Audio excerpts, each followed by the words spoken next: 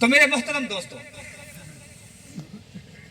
فَأُولَٰئِكَ يُبَدِّلُ اللَّهُ سَيِّئَاتِهِمْ حَسَنَاتٍ، اللہ بدیوں کو نیکیوں میں بدل دیتے ہیں۔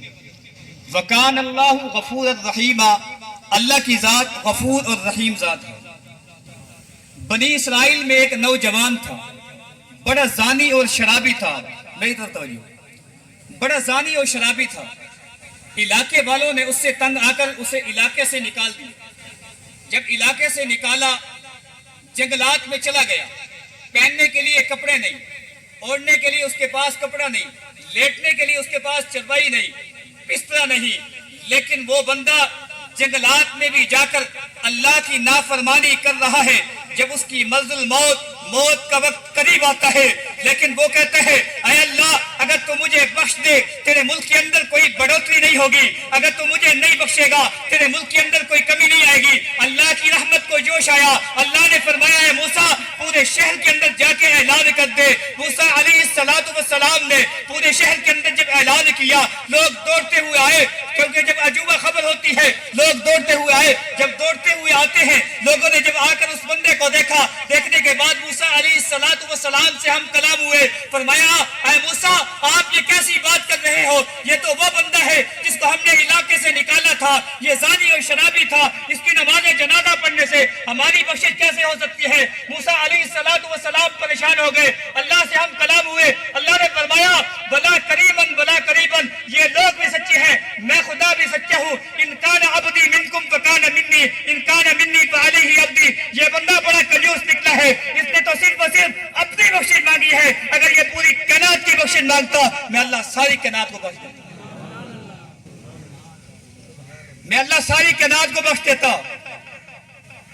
یہ بات میں نے اس لیے کی ہے، عنوان باندھا، اللہ بدیوں کو نیکیوں میں بدل دیتے ہیں۔ میرے کو یہاں سریکی نہیں آندی، زبان میری سریکی ہے لیکن میرے کو آندی نہیں، میں کوشش کرے سا کہیں جا بھی بولے سا لیکن میرے کو آندی نہیں، کیونکہ میری زندگی جیسی گزری ہے ساری شہر ہی گزری ہے۔ اصل لوگ نا اج کل رزق دے پیچھے پریشان ہیں، سارے مسلمان جڑے ہیں نا اصل سارے رزق دے پیچھے پریشان ہیں بھی یار ایڈو کما گنو۔ حدیث تے وچ آندے یکتب اجلہ ورزقہ، کہ جہدے ویلے بچہ ماں دے پیٹ جاندے اللہ اوندا رزق بھی لکھ دیندے تے موت بھی لکھ دیندے۔ یہ ساری اماں جی فوت تھی گئی ہے، اللہ پاک ان کی بخشش فرماوے تے ان کی قبر دے اوتے کروڑاں رحمت نازل فرماوے، قبر دے آخرت دے برزخ دے تمام مراحل کو آسان کرے، جنت الفردوس وچ اعلیٰ مقام نصیب فرمائے، دل واحقین کو صبر جمیل دی توفیق دے۔ تو میرے محترم دوستو، یکتب اجلہ ورزقہ، اس کی موت اور اس کا رزق لکھ دیا جاتا ہے۔ حضرت سعید بن مسیب رضی اللہ عنہ فرماتے ہیں کہ جب بچہ ماں کے پیٹ کے اندر آتا ہے تو اس کے گلے کے اندر لٹکا دیا جاتا ہے۔ کیا لٹکایا جاتا ہے؟ گلے کے اندر یہ تعویذ لکھ دیا جاتا ہے، یہ تعویذ لٹکا دیا جاتا ہے۔ اس تعویذ کے اندر کیا لکھا ہوا ہوتا ہے؟ اس تعویذ کے اندر اس کا رزق اور موت لکھی ہوئی ہوتی ہے۔ اگر وہ بندہ اس دنیا کے اندر آتا ہے، کیا ماں کے پیٹ سے نکلتے ہی مر جائے گا؟ کیا وہ جوانی میں مرے گا؟ کیا وہ بچپن میں مرے گا؟ کیا وہ بڑھاپے میں مرے گا؟ لیکن نہیں، اللہ اس کی موت اور اس کا مقدر اور اس کا رزق لکھ دیتے ہیں۔ فَإِذَا جَاءَ أَجَلُهُمْ لَا يَسْتَأْخِرُونَ سَاعَةً وَلَا يَسْتَقْدِمُونَ إِنَّ أَجَلَ اللَّهِ إِذَا جَاءَ لَا يُؤَخَّرُ۔ جب انسان کی موت کا وقت آ جاتا ہے، اب پتہ نہیں اسے موت کیسے آئے گی، کیا بیماری کے عالم میں آئے گی، کیا بستر پہ آئے گی، کیا ایکسیڈنٹ کی وجہ سے آئے گی، کیا اور ناگہانی آفت کی وجہ سے آئے گی، لیکن موت جب آ جاتی ہے فَإِذَا جَاءَ أَجَلُهُمْ لَا يَسْتَأْخِرُونَ سَاعَةً وَلَا يَسْتَقْدِمُونَ إِنَّ أَجَلَ اللَّهِ إِذَا جَاءَ لَا يُؤَخَّرُ۔ جب موت آ جاتی ہے نہ اس سے ایک گھڑی آگے ہوتی ہے نہ پیچھے ہوتی ہے۔ تو میرے محترم دوستو، انسان کو رزق کے لیے پریشان نہیں ہونا چاہیے۔ چار عالم ہے، چار عالم، یہ سبق یاد کر کے جانا کہ گلے کی دھرتی سے ایک ابھرتا ہوا نوجوان آیا اور ہمارے دامن میں ہیرے جواہرات نہیں چھوڑ کے گیا۔ یہ سبق یاد کر کے جانا، چار عالم ہے۔ پہلا عالم ماں کے پیٹ والا ہے، جو اس میں سے سب نکل کر میرے آنکھوں کے سامنے بیٹھے ہیں اور میں بھی آپ کی آنکھوں کے سامنے بیٹھا ہوں۔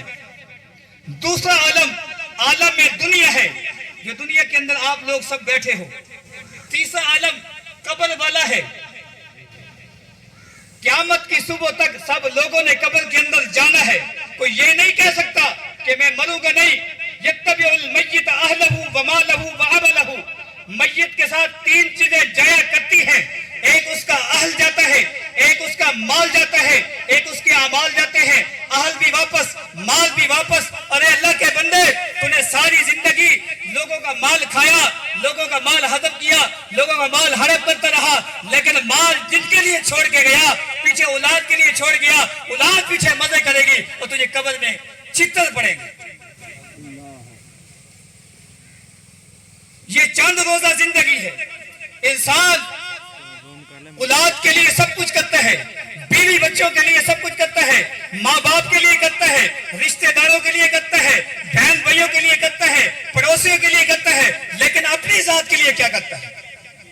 اصل تو یہ ہے کہ اپنی ذات کے لیے کرے. جو اس کا رزق اور مقدر لکھا ہے وہ اسے مل کر رہے گا, چاہے وہ چین کے آخری کونے پہ بھی چلا جائے. اگر اس کا مقدر اور نصیب لکھا ہے وہاں بھی اس کو اللہ دیں گے.